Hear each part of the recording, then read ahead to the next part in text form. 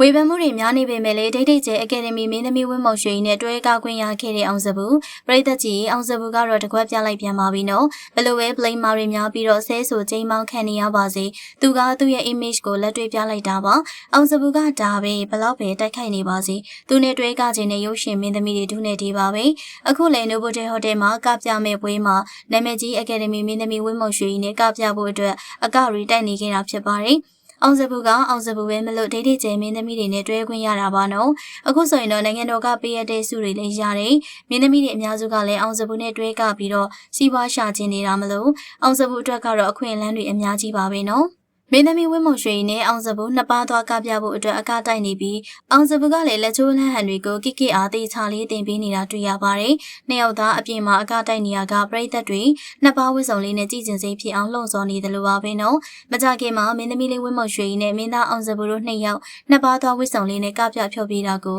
တွေ့ရတော့မှာပါ။ဒီတော့ပရိသတ်ကြီးရဲ့နှစ်ယောက်သားရဲ့အကားလှတွေအပေါ်မှာမှတ်ချက်လေးတွေပြောရင်းနဲ့နိုဘိုတယ်မှာကျင်းပမဲ့ပွဲကြီးကိုစောင့်ကြည့်လိုက်ကြရအောင်နော်။မှတ်ချက်လေးကိုလည်းပြပြခဲ့ပါအောင်ရှင်။